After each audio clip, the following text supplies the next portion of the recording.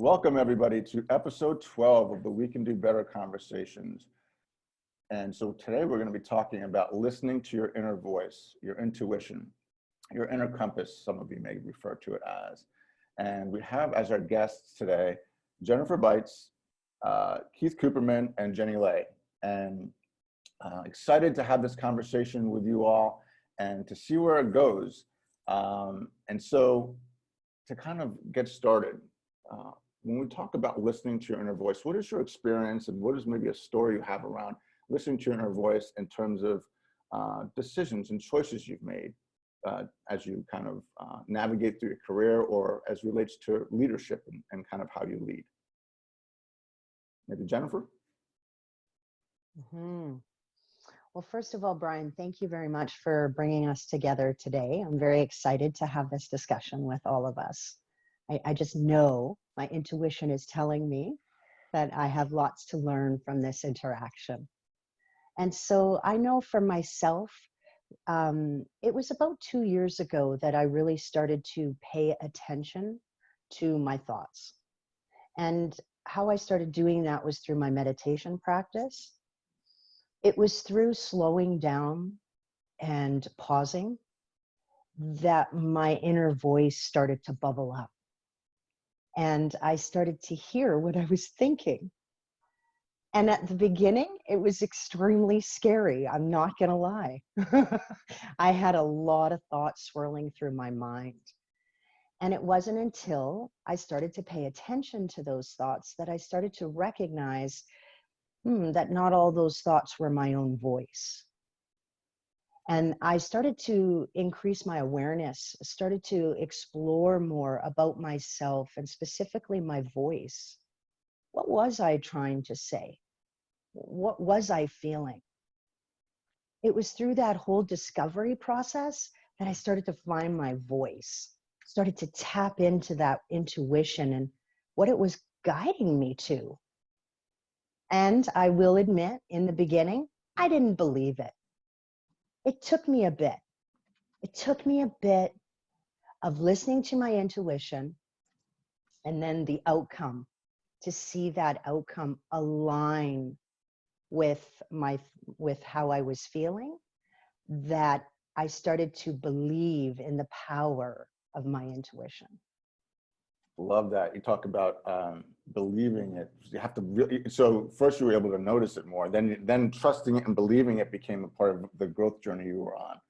Awesome. And that takes us slowing down and pausing and letting that inner voice elevate, and so we can tune into it. I know that was something that changed for me when I went and got connected to Georgetown. The story I tell often is when I went in there, I was pretty much always in my head. I used the ivory soap example of 99.9% in my head, and there's probably 0.1% that I was actually connected to my heart and tuned into my body. But it took a process of first expanded awareness, then building that noticing muscle, and then, as you're saying, Jennifer, trusting and believing in that, and starting to use that as an asset for how I make decisions and choices and tune into what's going on around me. And so love that. What thoughts come up for you as we talk about this topic? I'm sorry, Keith. Oh, for Keith. Okay, I didn't hear you. I'm sorry. It cut out. For me, I mean, it really goes back to the time when I was trying to make proof of concept for a franchise that we were looking to start. And we were becoming extremely successful. And then at the same time, I wasn't really happy with it. I mean, I was happy that the customers were calling us up. We were on all the different websites online for people to buy our coupons and stuff like that. But I wasn't happy. And I really had to go back to it and just sit down for a couple minutes and just think about, like, what was going on? Why was I not excited about this change and all the successes that we were having? And I was realizing all of the anxiety that I was really taking on because of how fast we were growing, and that my heart wasn't truly involved with that business. I was really motivated by financial means, and I just wasn't there. I mean, I didn't really find any happiness out of it because it was just another business I was creating, and I just wasn't connected, and I knew that it just wasn't for me. Love that, that element of disconnection. And you talk about your Mm-hmm. heart not being in it. And how does our energy show up when that's the case, right? Right. Yeah, and the thing is, like, I always gave it my all. I always went above and beyond all the time. But I mean, when I came home, I made myself like unavailable to my family, to my wife. And it just got to be too much at that point where I was like, something has to give. It's like one or the other. So I decided to say, listen, let's go to the nonprofit world. Oh, that's awesome.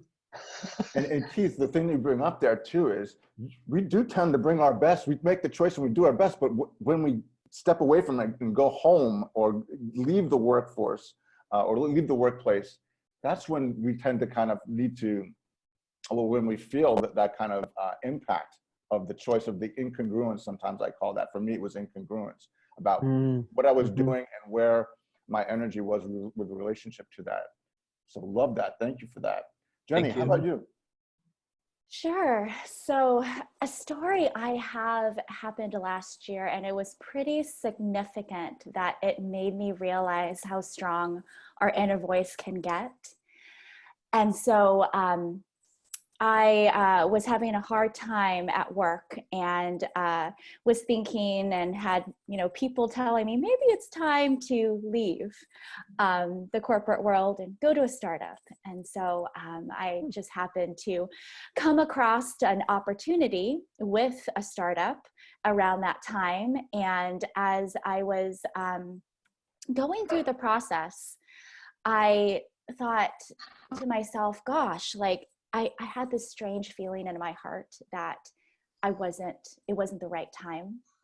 But because kind of my friends and other people are like, yeah, just go for it. It's a good time. You've been in this big corporation for about 12 years. It's time. I thought, I'm just going to try and go for it. So I was going through the interviews and networking with individuals. It was looking really good. And I'd say the company itself was just a great company. But what ended up happening was, as I went through every step, my inner voice of, Jenny, this isn't the right time. This isn't the right path for you right now, got stronger and stronger to the point where I was going into this interview panel with directors, and I had a week to prepare a presentation that I would normally be able to complete in a heartbeat because it was a topic that I was really passionate about. I couldn't think of anything. It's like my brain just shut down. And the logic and the drive in me was thinking, Jenny, what is wrong with you? You can't think of this topic. You can't think of what to put down. And I'm talking to friends. I'm talking to mentors and saying, I don't know what's going on. For some reason, I can't put this simple presentation together. It's like my brain just completely just went down. I can think of other things, but there was a mental block. And it was the night before the interview when I was just sitting with a friend, and he literally was trying to go step by step, like, Jenny, okay, do this. He's like, you gotta like get through with this just to prove that you can do this. And 4 hours later, nothing. And then he asked me, he goes, Jenny, is your inner voice trying to tell you something? And that's when I said, you know what? Yes, I don't want to do this right now. This isn't the right time. I really don't believe this is the right time. And so luckily I was able to get out of the interview. And I mentioned it just wasn't the right time for me, and I needed to take care of my own well-being, which I did, because I was also going through a lot of things at that point in time. So it wasn't the right time to jump careers. And I'm glad that I did, because in staying the path and the course that I'm in right now, I've seen doors open up. And I'll have to admit, I don't think I would be here right now talking to all three of you had I jumped to something completely new and put my energy towards it. where my body and my soul was telling me to put my energy towards something else, and that I didn't need to go, even though other individuals around me were saying, Jenny, yes, this is a great idea. You should do it. And so that's my story. Thank Yeah. you for sharing.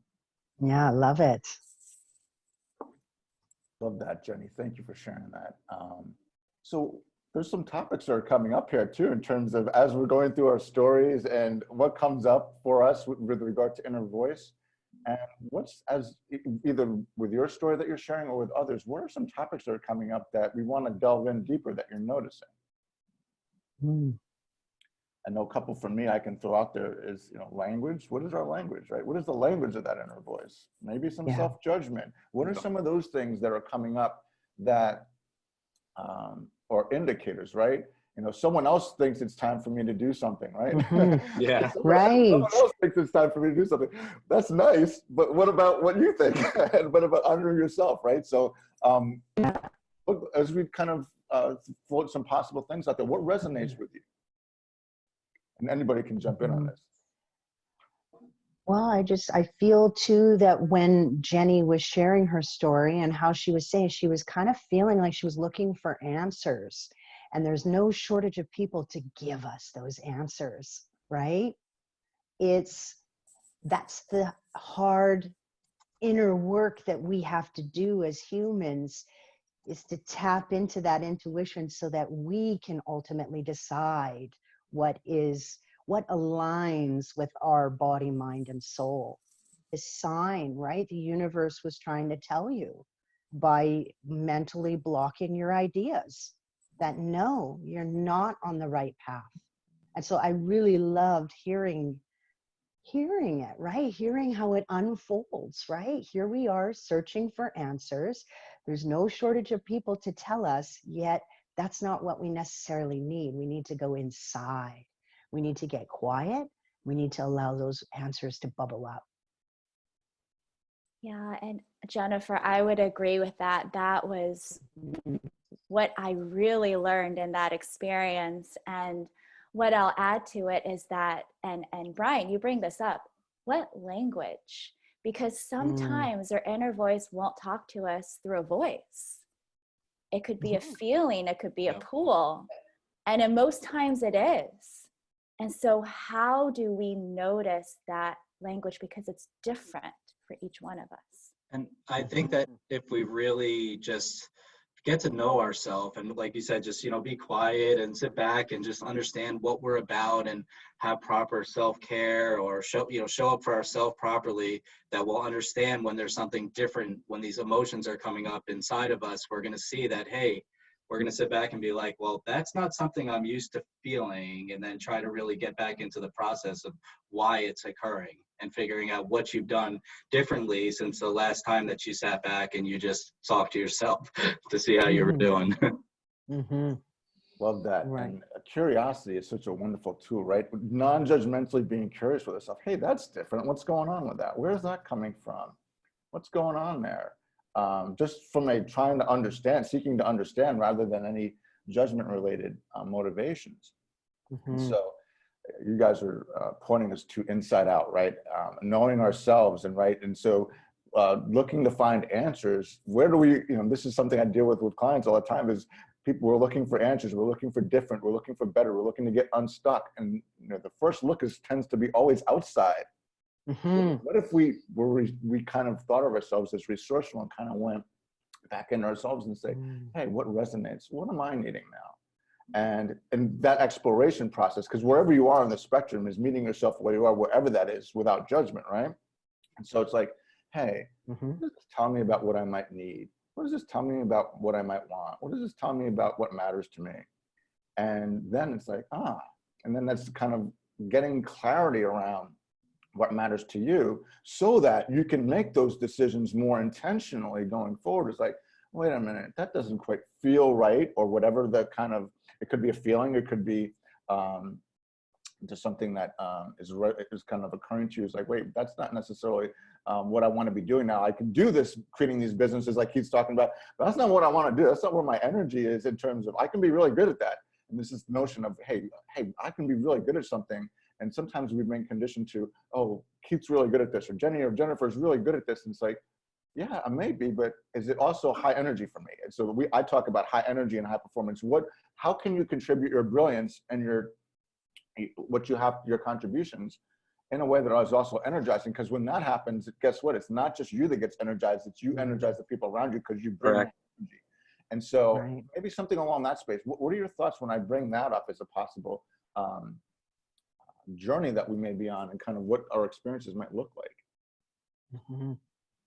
I myself, I really like it because like I've never felt so impactful, so powerful for like everything that I'm doing right now. And it may not seem like a lot to other people, or it may seem challenging, or the opposite, it may seem challenging to people that I work with, but this is nothing comparative to what I've done in the past. And just to see the impact that I'm able to have with just utilizing my talents for something good, and thinking about like potential lives saved, and, you know, preparing the community for like anything that could happen. I mean, it's an amazing feeling that you take home with you that's more powerful than filling up your wallet. And like, I was never that guy. I was always chasing the dollar, and it's just amazing to have your heart filled up with that instead of just your wallet. So I think that's emotions are so important. And if you could, just like they say, like if you do something you love for work, you never work a day in your life. And I mean, that's how I feel with what I do. Mm-hmm. Yes, and I feel that the more that I align myself, right, body, mind, and spirit into my work, you're right, Brian, I show up differently, right? I'm present, and I'm looking forward, and I'm not stuck in the past, and I'm not anxious about the future. I'm right here. There's a power in that. Yeah, and I would just echo what Keith and Jennifer said. It's this this peace that I know I feel when I feel aligned. And with that peace comes that energy. And with that energy comes this ability to be able to listen to myself and the signs, and just things just become easier when we're aligned, I feel. You seem to know when is the right time to do something, to talk to someone, versus forcing it. And so that's where, Brian, when you said being able to have that energy and be in that alignment, that's kind of where I see it. It's being in that state of flow. That, and we talk about alignment. I talk about connection, and we talked about a little bit about disconnection, and it's typically our ability to connect with ourselves, right? Our relationship with ourselves sort of shows up in everything we do, right? In terms of how do I make this decision? Someone's telling me I should move out from my job right now, and that's beautiful because that's their lens, right? They're trying to help. It's coming from a good place, but it's like that's their lens. Or it could be our parents. It could be, you know, anybody, good friends or whomever that really cares about us. But that's their energy, and it's like if we are not connected or aligned with ourselves, or don't know what that that foundation of who we are and what we want is, then I won't say anything, but pretty much anything sounds like a good idea. If someone says, oh, if you're feeling a little bit like maybe it's time, maybe not fully, but a little bit, and someone says, you know, Jenny, you know, Keith, you know, Jennifer, it feels like this is the right time for you to move. And it's like, well, that's interesting. Maybe they're right? Because if we don't know, but if we're like, wait a minute, I'm kind of liking where I am now. I don't know that this opportunity is what it is. I'm interested in exploring it to see where it might go. But then the lens comes back on yourself inside out. It's like, what do I think about where I am now? You start looking at what they're kind of positing is, okay, what about where I am now in my career? Do I want to take that next step? What about this is working? What about this is not? You start asking yourself those questions and getting curious about, hey, what this person's noticing, is there something there to it through my lens, right? And so it's getting that lens of looking internally at yourself and saying, right, maybe there's something to it.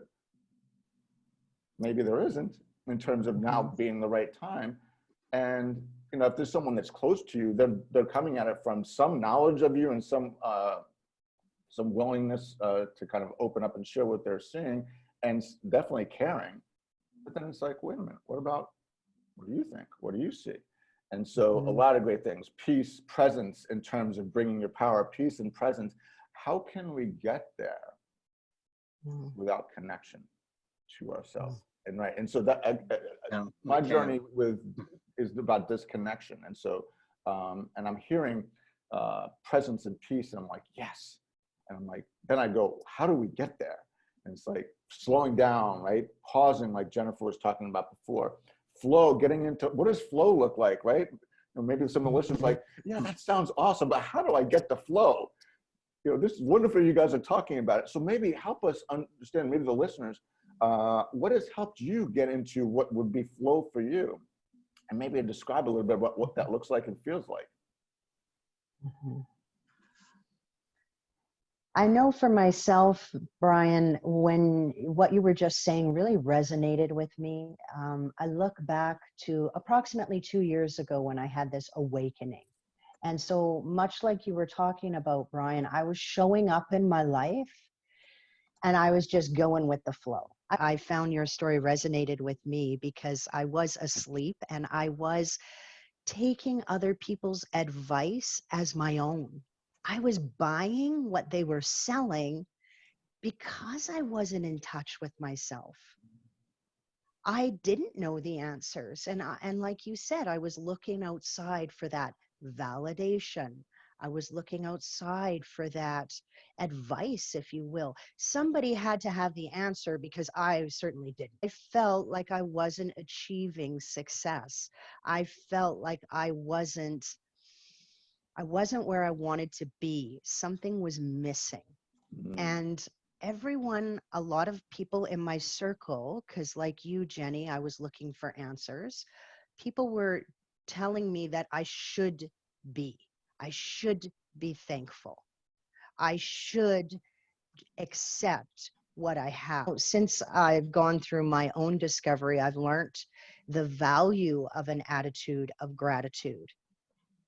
I wasn't connected with the attitude of gratitude, though.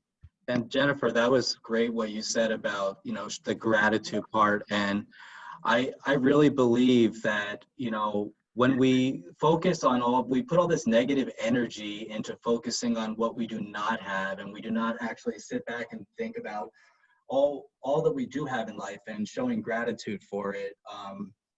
That's where our problem lies. And once we have this huge list of all these things in life that we have, when something doesn't go our way, or someone says a negative comment to us, or things don't go well for us at work today, or whatever happens, it really doesn't affect us that much. So I think it's really about just being grateful for everything that you do have in life, and not really trying to live up to everything that's out there in social media, or what's on TV, or what you're supposed to look like or be, or what position you're supposed to have, or how much you're supposed to make. It's just focusing on all that positive energy.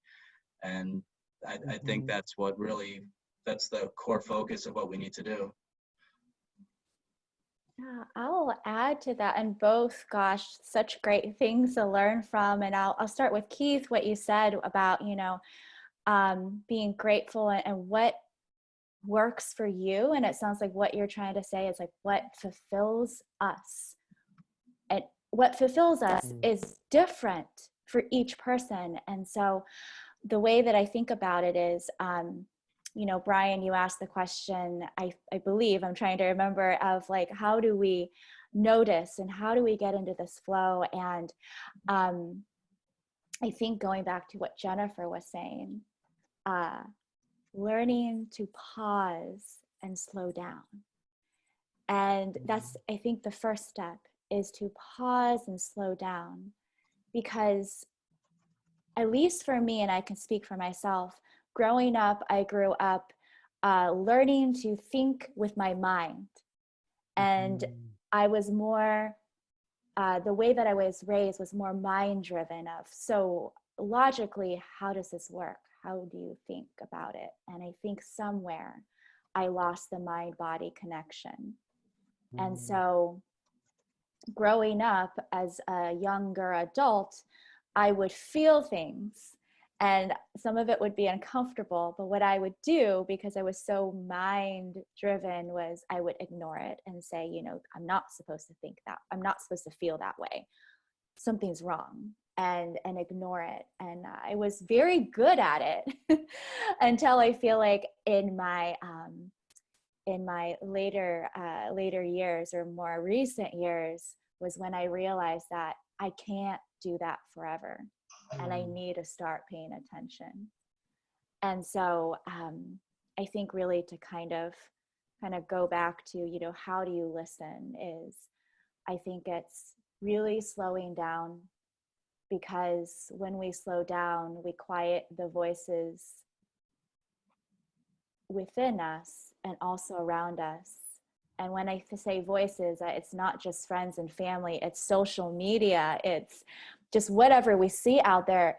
Everyone has an opinion. And I think it's just being able to discern, you know, it's good to hear other people's experiences, but, you know, we know what's right for us. And we are capable, and we are whole, and we have this innate wisdom, and we know what our experience is and what's right for us, because we're living that experience. And no one else is living that experience from our own point of view. And so it's I think it's easier said than done, obviously. I think it takes a lot of work, and I'm still working on this myself, of listening and honoring that inner voice.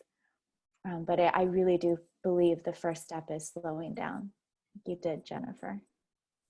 And Jennifer pointed to that in the mind, body, spirit connection, and different dimensions of us. You talk about, Jenny, you talk about the mind-driven Jenny, and kind of how you'd been conditioned growing up, and that's where your focus was. And I don't know if I was conditioned that way or it just was, but it's the same thing. If you're always in your mind and you're not building the muscles of being able to tune into the spirit and the body elements of it, we're missing a lot of data, right? And a lot of kind of indicators of, hey, you might want to pay attention to this. And so love that. And talk about what fulfills us in our uniqueness, right? Think about the incongruence between we're unique human beings and someone else trying to tell us kind of what, this is the right time, you should be thinking about this. Not that it's not well intended, but just think about the dichotomy there in terms of, well, I appreciate your insight and what you're seeing there, but how do they really know what is best? How do we know what's best for anybody if we're not even sure what's best for ourselves, right? While they may be giving us a pointer towards, hey, you may want to think about that. Maybe that's the thing too, in terms of connecting with ourselves, or flow, as we're talking about, is when someone brings that up and kind of says, hey, this, you might want to think about this at this point in your career or this point in your life, and embracing the wisdom that may come from it. And it's like, wait a minute, maybe I should start thinking more about that. Rather than saying, okay, yeah, let me, like you're talking about, Jennifer, is like, I should, they must know better than I do. Because I certainly don't know. Brian, you go to Georgetown, right? Oh yeah, they must know more than I do, right? And we are looking for answers, or looking for guidance when we may be stuck or not in flow. And so these are awesome points you're bringing up. And the language of should, right? We talk about the language of should a lot. It's like, oh, you should do that. You should do that. And oftentimes it's not said with any malintent. Right. But there's oftentimes, intentionally or unintentionally, it can often be unintentionally laced with judgment. You should be making more money. You should be this. You should be that. You should be spending more time with your family. And it's like, again, it's that person's perspective. They're sharing what they expect through their lens. Sure. And so that's information, but does that translate to a decision? Or, you're right, Jenny, I should go do this. Or, you're right, Keith, I should go do this. Or, Jennifer, yeah, I should just listen to you. You're right about this. And you may be, but the willingness for us to just accept that as, oh, okay, they must know better than me. Wait, what about me? I matter too, right? And it's like, wait a minute, how much of this am I doing to myself, right? And whether it's other voices, just talked about quieting the other voices. It could be internal, it could be external, family, friends, it could be social media. Now there's more voices to kind of tune out or tune in, but mostly tune out. Yeah. Right. And so how do we get to this ability where that becomes an asset for us, our inner voice or our inner tuning with not just the physical, but the intellectual and the spiritual, because the mind, body, spirit, as you're pointing us to, Jennifer, that's a process too. But how do we get there if we're not building the muscle of looking inward and connecting with ourselves? And then how do we do that? I think that honestly, like each opportunity that you have when you get any type of feedback during your day is it's a great opportunity, whether it be positive or negative.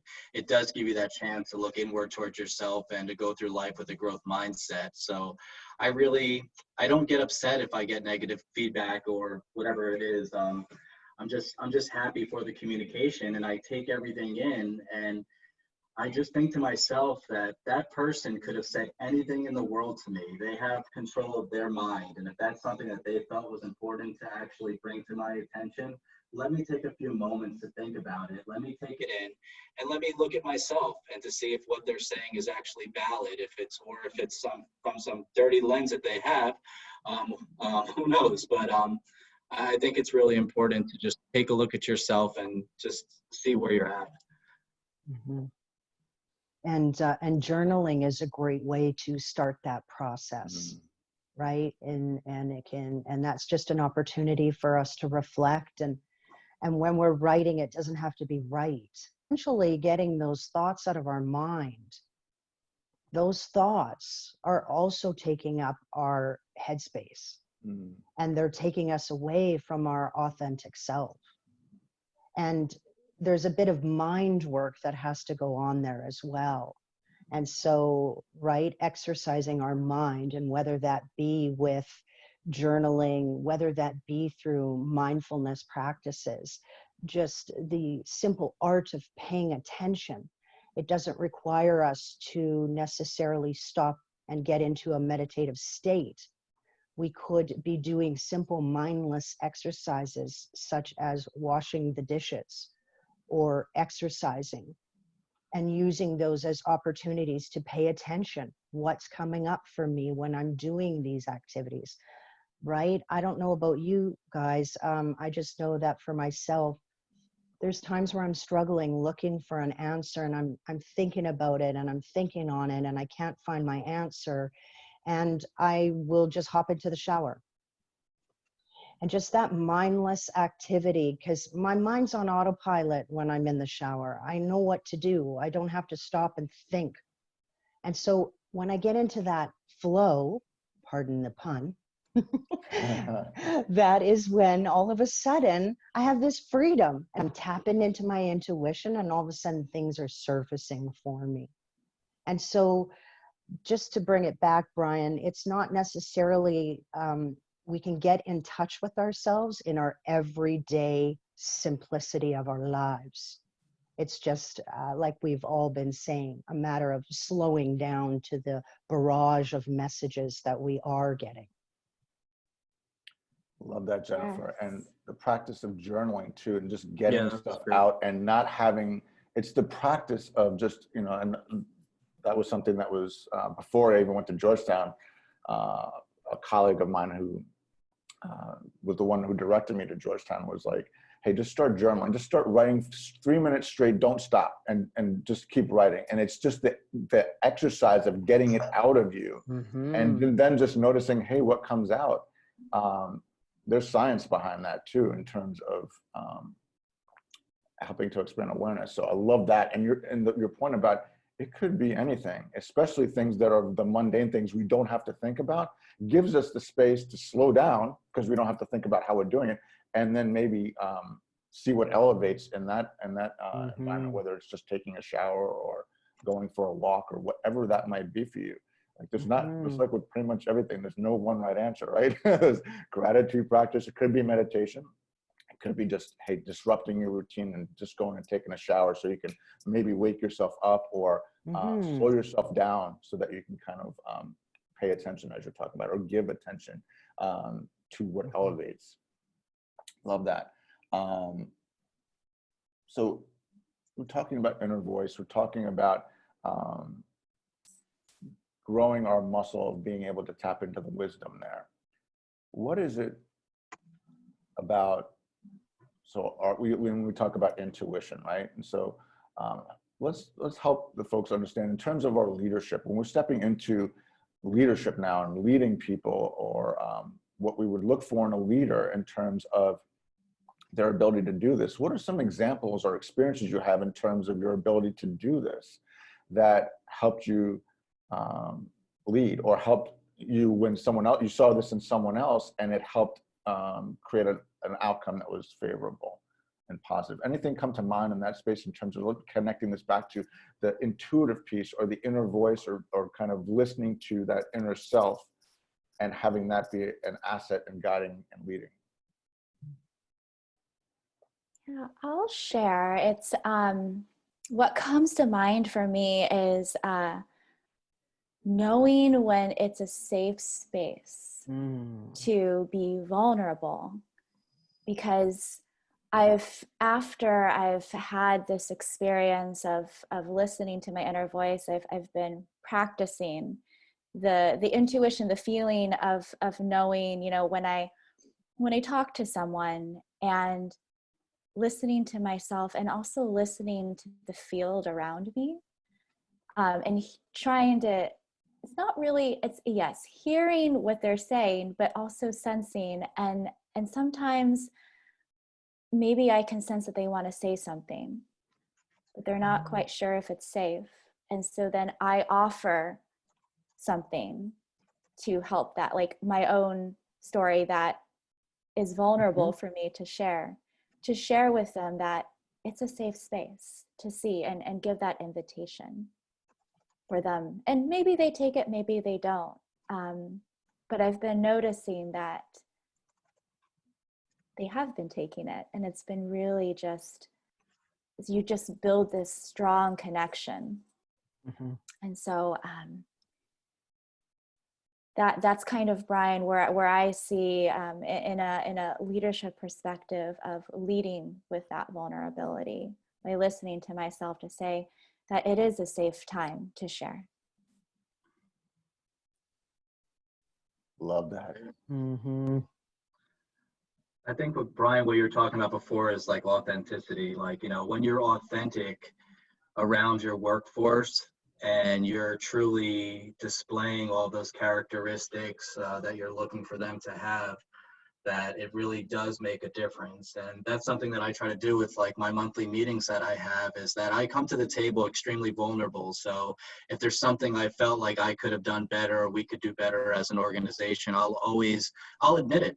I'm never going to come to the table trying to just sweep something under the rug. I'll say, listen, what could we have done better? How could I be a better leader for you? So it's always trying to talk to people, and not just trying to give them some type of a sales pitch, and just exposing yourself in a manner that, you know, you're letting your guard down, and you're just speaking just directly to them, and expressing your emotions in your conversation, and paying attention to their nonverbal communication as well, and making eye contact with them to know, so they know that you are being truly authentic with them. And really humanizing the experience. Yep. And I think that, I love that. First of all, Jenny and Keith, I love that. Showing up with authenticity and vulnerability as a leader, that's amazing. That's the way I'd love to see for us to go, right? It really does humanize it. It allows other people on the team to see, like you were talking, Jenny, first of all, it's a safe space for me to open up. Second of all, Keith, with your authenticity, I can be me. Yep. So Thank I you. love that.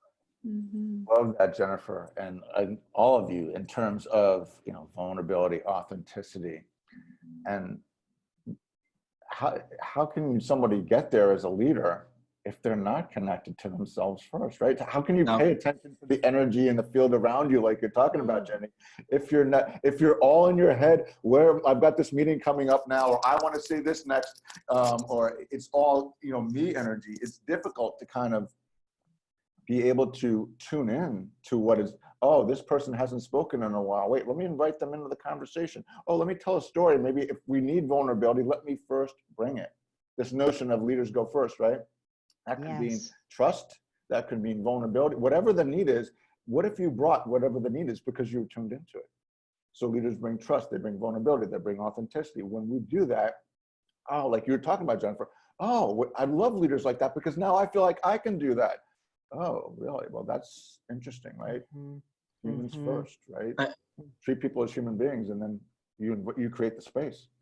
And I think when the leaders show up into the workplace, when they're able to cut off any of that negativity that they may have in their personal life, and they're also in tune with themselves as well. But if they're understanding that the second they walk through that door of their workplace, that they are there to be a leader, they're there to guide and mentor their staff, that things will change, because the negativity that they're bringing in from their personal life is impacting all of the workforce. So if they're currently nervous right now with their personal situation, everyone underneath them is going to feel that, because they're not going to be able to handle their meetings as well. And they're also going to be more stressed out when it comes to time for the goals to being reached. So it's really about them just being connected, being aligned, that word, with like who they are, for them to do their best job in the workplace.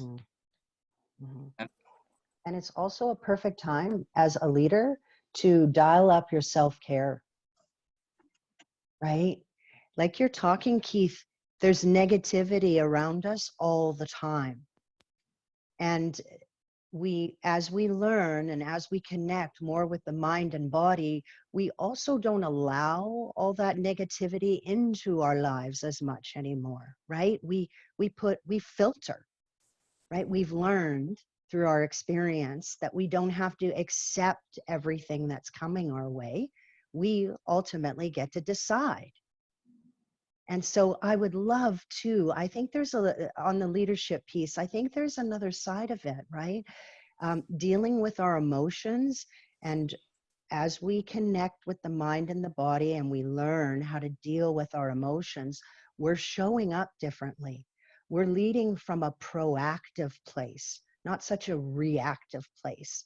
And when we can come into the workforce like that, and not that command and control, authoritative response, right? But more of an open and more autonomy, and maybe delegating and allowing your staff to contribute, well, that's just going to change the whole playing field.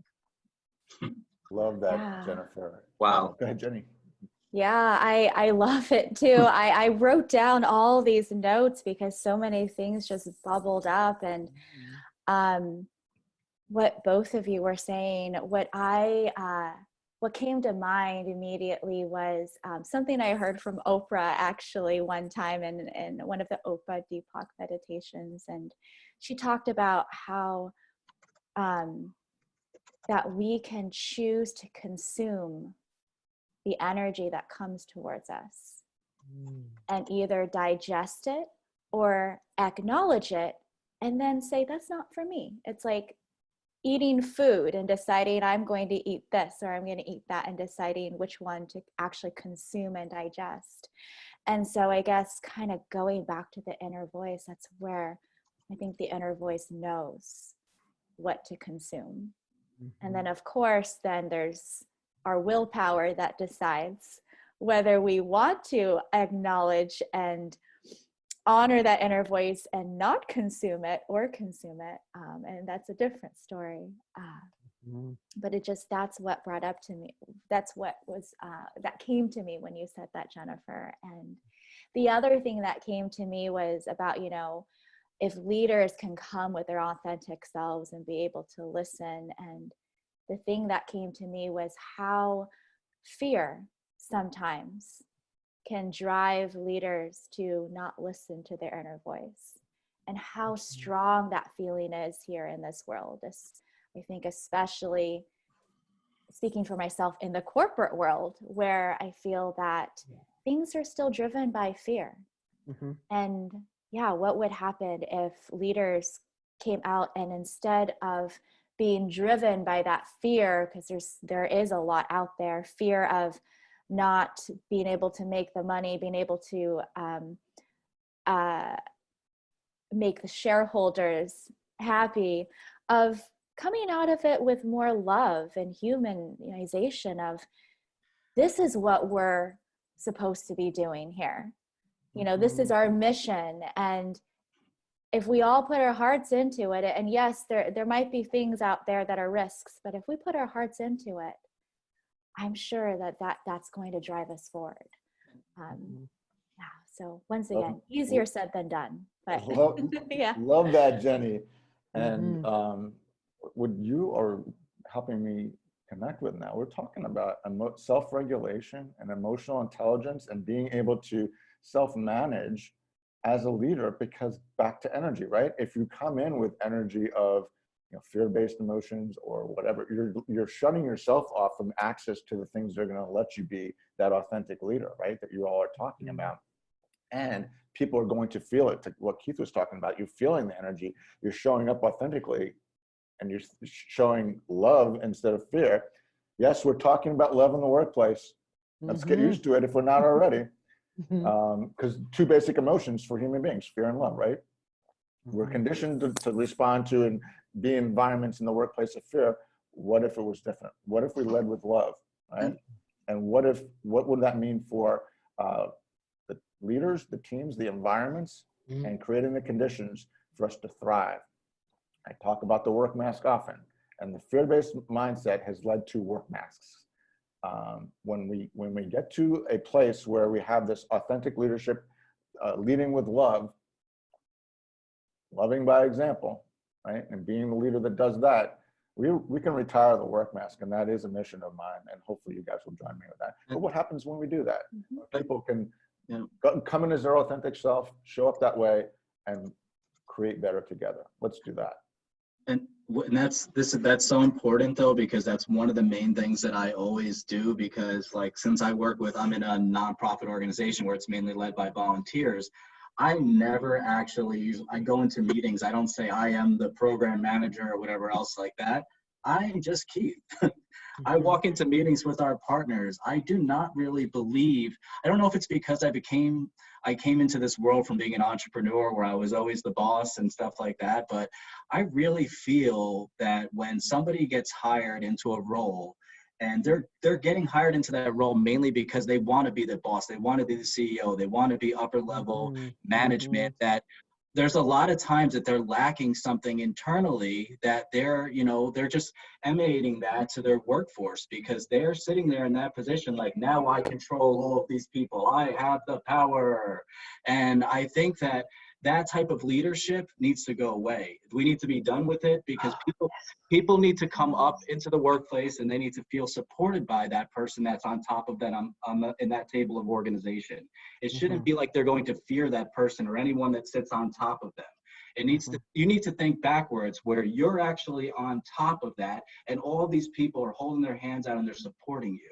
Instead of that, you have to fear whatever they're going to think about any of the actions that you've taken or any of maybe the projects that you've missed or whatever it may be. You have to think about it that they're all there to say, hey, listen, here's a hug, I got you. So I think that that's where we really need to get into the workplace. And I am very adamant about this because since April of 2018 is when I started actually working for somebody, being self-employed since I was 20 years old, over 21 years working for myself. It's very interesting for me to come back into a structure where it's totally different. And, it's still that mentality of, everybody just trying to, I don't know. I'll leave it at that, but I just think that we can do better in the workplace, and I'm extremely passionate about this movement because I see that there definitely is a need. I felt the energy between us shift when I was speaking about a leader being authentic and being vulnerable, right? We all shake our heads and we feel this freedom. Yes, let's combine the two, right? Instead of having to shut ourselves off and come into the workforce. And like you're saying, Brian, having all these multiple masks on, right? Because of the fear that lives inside of that environment. And so I definitely want to be part of this movement. This is how we can do things better. So you all are awesome. And in terms of, it's opening up, right? We want to unmute people, right? We want to unleash people and their brilliance. And so how do we do that from a place of fear? I mean, the mindset too of, I am the leader, like Keith was talking about, this me energy, right? Me, and what you were noticing, it's like, what? No, you serve your people. They don't serve you, you serve them, right? And flipping your mindset, how you choose to look at that. No, I'm here. Well, how can I help you? I mean, that words of that ilk should be coming out of leaders' mouths every day. What do you need? How might I help you? I think it also includes providing that safe space. Once again, it's just, you know, because otherwise, I think, you know, say that I put a mask on, then other people are like, oh, I'll put a mask on too, because that's so much easier. And so when we take our masks off as leaders, then we share with others that, hey, I'm going to do this. I'm inviting you to also take off your mask. You don't have to, it's okay, but I'm inviting you. And that, I think that helps. And I wanted to touch on something because it came to me, and I can't remember where, about, maybe it was when we were talking about fear and love. And it came to me that our inner voice, coming back to that subject, comes from that love. And maybe that's a way to distinguish between the voice, because we all have that inner critic, and that's another voice out there. But that comes from fear. And maybe learning to discern between that feeling and the feeling that literally bubbles up and comes from the feeling of love.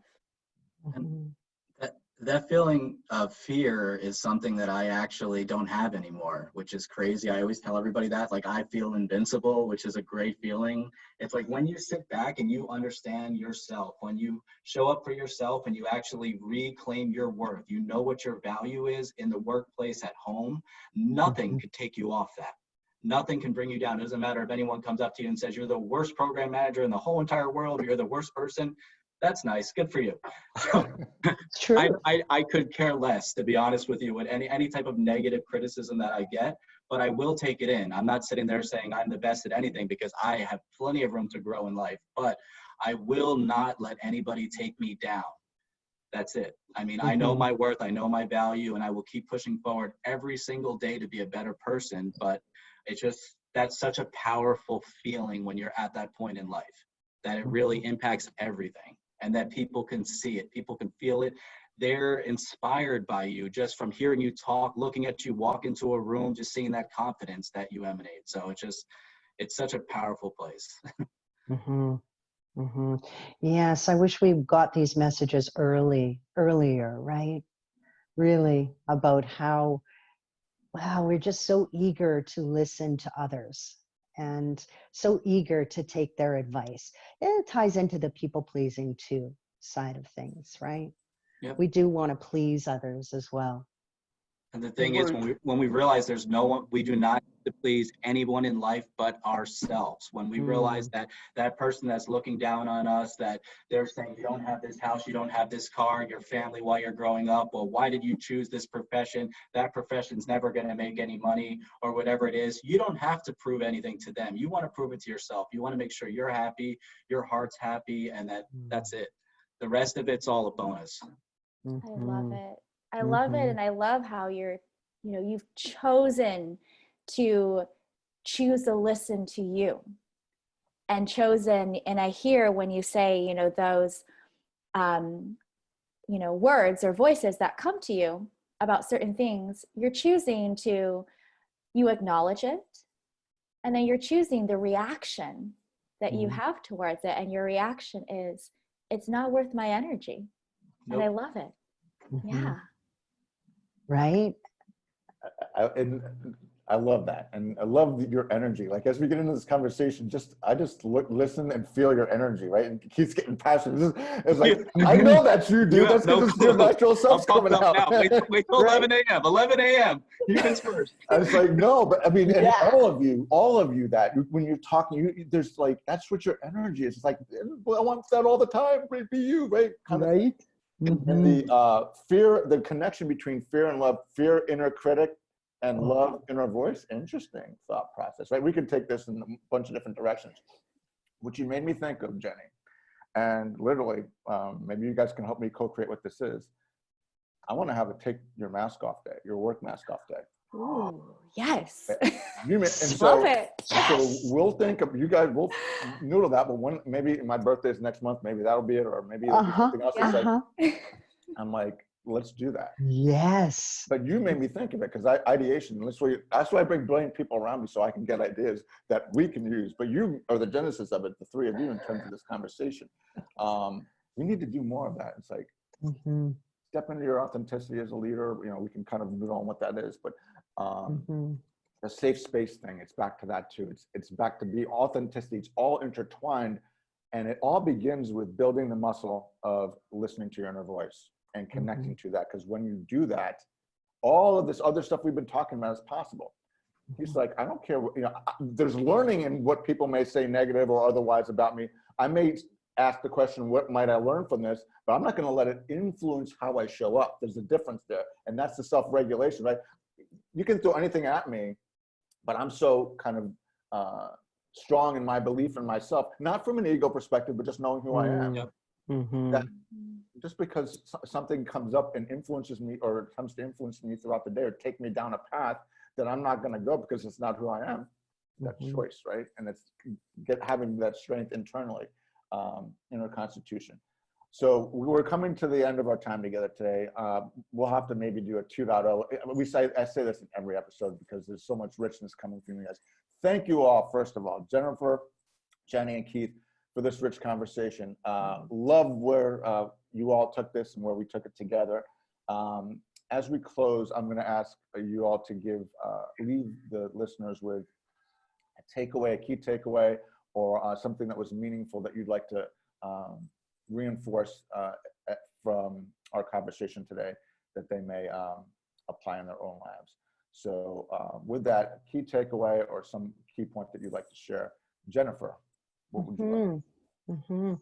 You know, I was just going to say, Brian, that when Keith was so passionate about how he wants to show up as a leader, it also made me recognize that he's creating a sense of belonging as well. And when we feel like we belong, our productivity increases, our well-being increases, our creativity increases.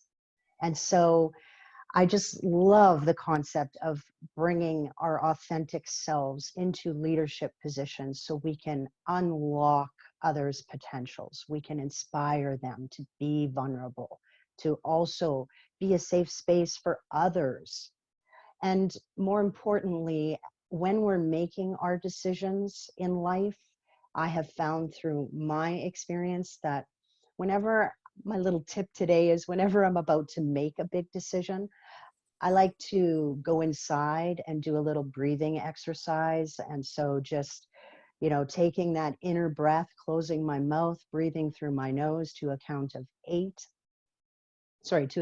4, and then exhale for a count of 7, hold for a count of 7, and then exhale for a count of 8.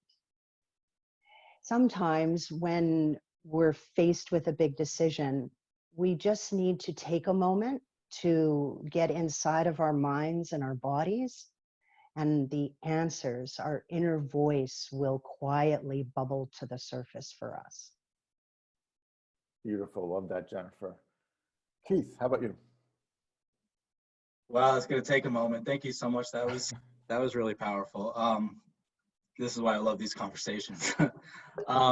For me, I really like when we're talking about, leaving the fear out of the workplace, the egos, the authority, and just leading with love, just showing up like Jennifer just said, with our authentic self, and just being vulnerable with our workforce and letting them know that it's okay. If something didn't go right, if you didn't meet your project deadline, let's talk about it. Let's figure a way around it. Let's look at the process and see what we could do better next time. And let's just try to give them that hug to let them know everything's going to be okay. And let's just continue to lead with love through the workplace. Mm-hmm. Jenny, awesome, Keith. Oh, this is so wonderful. I'm processing such great things.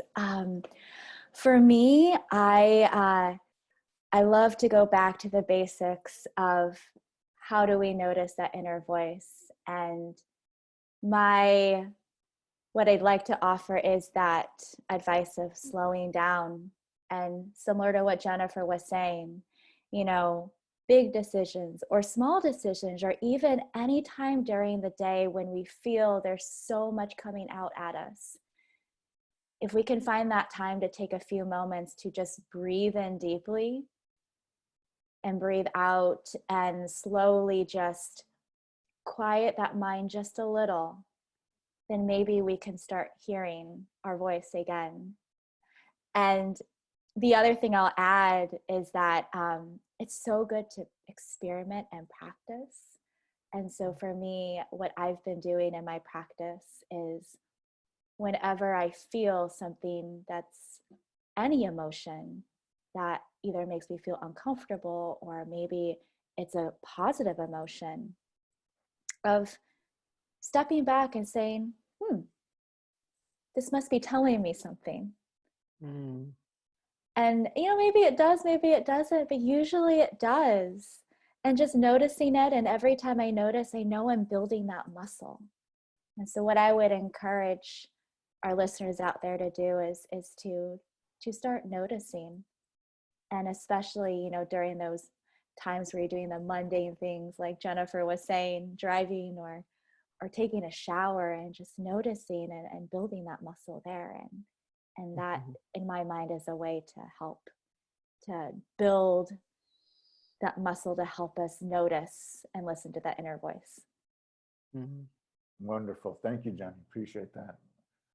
Tough to follow all those. That was awesome. Thank you all. Jennifer Beitz, Keith Kuperman, and Jenny Lai for your contributions to this awesome conversation. I will just kind of quickly add the notion of being present and being curious helps us connect with our inner voice and build the noticing muscles, as you all said, and kind of connect to love and the inner voice. And it begins with presence and slowing down and curiosity, right? So when something frustrates you or kind of knocks you off your path, how do you get back to centered? And for me, it's, breathing exercises like, Jennifer and Jenny have kind of been pointing us to, or pause practices of whatever that is. But then it's responding rather than reacting, because that enables us to respond rather than react. And then just getting non-judgmentally curious. What might I learn from this? What is this telling me? What is this offering me? And then that gets back to a little bit of gratitude practice too, in terms of when you build that muscle of gratitude and looking for what's right, then this kind of a practice built on top of that helps you look at, wait, where's the opportunity here? Where's the thing that I might notice to serve myself and others better, so we can do better together. So we can do better conversations, right? Inviting conversations about such topics. With that, I invite you all, the listeners, to share your experiences and stories with connecting with your inner voice, or struggles with that, or practices you've adopted that have helped you do that, so that you're more responsive rather than reactive. You tend to look at what's right with the situation rather than what's wrong with it, and kind of having an abundance mindset, those kind of things. Because the goal of this is to have a rich, diverse, inclusive conversation, and to extend and enrich the learning. So hopefully we've done that with this conversation with you all, and we invite you to help us continue to do that in the comments after we post. So thank you all again, Jennifer, Jenny, and Keith, and we will be back with episode 13 next week, which is going to be Loving by Example, which you all have nicely teed up. We think that. Okay, all four of us now. Yeah, one picture, right? There we go. Awesome. Thank you so much.